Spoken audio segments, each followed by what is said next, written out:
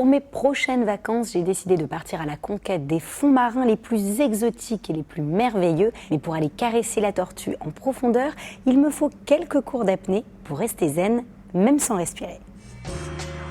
L'apnée consiste à séjourner dans l'eau en interrompant volontairement et temporairement la respiration.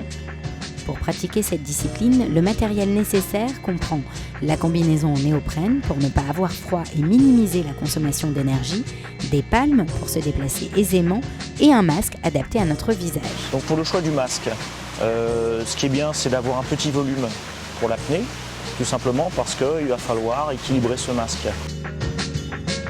En quoi servent ces cours d'apnée pour partir en vacances et découvrir par exemple les fonds marins? Alors, dans le début, on initie les gens surtout au relâchement, à la compensation parce qu'on va voir qu'au niveau des oreilles, il va falloir faire certaines choses, et puis surtout à la sécurité, parce que ça reste malgré tout une activité où il peut y avoir des risques. Comme l'apnée regroupe différentes catégories, l'apnéiste me fait tester certaines d'entre elles. L'apnée statique, qui consiste à rester le plus longtemps possible avec les voies respiratoires immergées.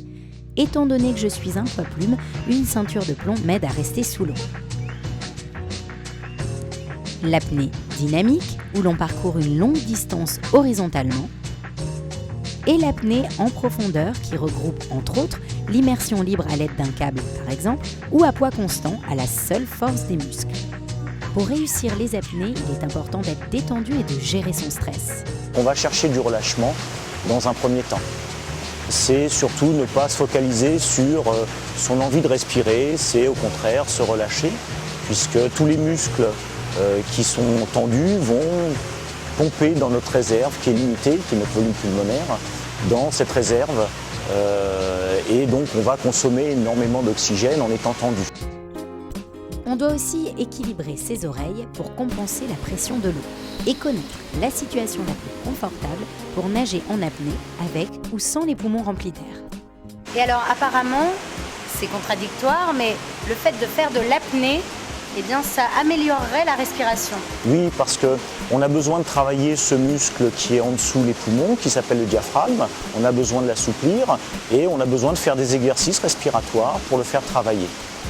Après l'échauffement et l'assimilation des bases, place à un exercice d'apnée statique avec chrono pour en savoir plus sur mes aptitudes à économiser l'oxygène.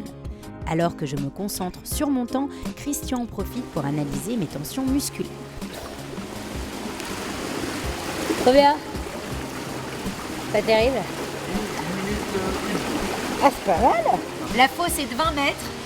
Je vais pas aller jusqu'au fond, hein, mais déjà, rien que d'être dans l'eau, ça fait flipper.